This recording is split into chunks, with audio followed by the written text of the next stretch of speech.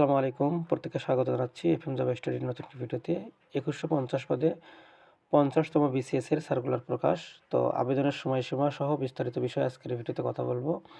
তো প্রথমে জেনে নেই যে ১৭৫৫ প্লাস ৩৯৫ পদে ৫০তম বিসিএস এর বিজ্ঞপ্তি প্রকাশ। আবেদনের শেষ তারিখ দেওয়া হয়েছে ৩১শে ডিসেম্বর ২০২৫ এবং আবেদন শুরু হবে ৪ ডিসেম্বর ২০২৫।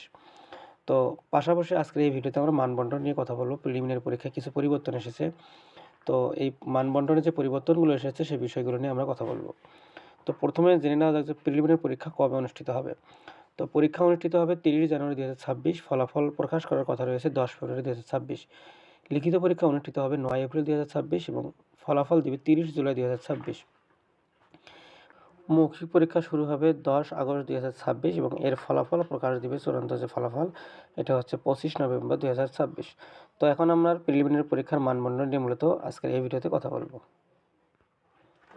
তো প্রথমে আমরা প্রিলিমিনারি পরীক্ষার মানবন্টন নিয়ে কথা বলি যে প্রিলিমিনারি পরীক্ষা বাংলা ভাষা ও সাহিত্য টোটাল মার্ক হচ্ছে ৩০ এবং ইংরেজি ভাষা ও সাহিত্য ৩০ মার্ক, বাংলাদেশ বিষয়াবলী ২৫, আন্তর্জাতিক বিষয়াবলী হচ্ছে ২৫, ভূগোল ও পরিবেশ ও দুর্যোগ ব্যবস্থাপনা ১০ নম্বর, সাধারণ বিজ্ঞান রয়েছে ১৫ নম্বর, কম্পিউটার ও তথ্য প্রযুক্তি ১৫, গাণিতিক যুক্তি হচ্ছে ২০ এবং মানসিক দক্ষতা হচ্ছে ১৫, নৈতিকতা মূল্যবোধ ও সুশাসন এখানে হচ্ছে ১৫ মার্ক, টোটাল হচ্ছে ২০০ মার্ক। আগের যে সিলেবাস ছিল অর্থাৎ ৪৭তম, ৪৮ বা ৪৯তম বা তার আগের যে সিলেবাসগুলো এখান থেকে এখানে কিছুটা পরিবর্তন এসেছে।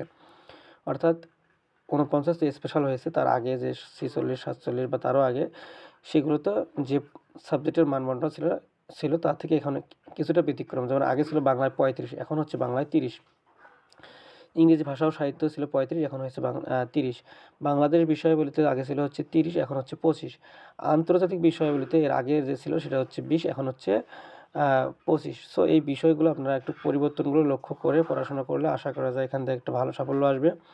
সো যারা আপনারা ৫০তম বিসিএস পরীক্ষা দিবেন তারা এখন থেকে যদি একটু ভালো করে প্রিপারেশন নেন আশা করা যায় প্রিলিমিনারি খুব সহজে আপনারা কোয়ালিফাই করতে পারবেন। সো এখন থেকে আপনাদের একটু নিয়মিত করে পড়াশোনা করা উচিত। তো সকলকে ধন্যবাদ জানিয়ে আজকের মতো এখানে শেষ করছি। আসসালামু আলাইকুম।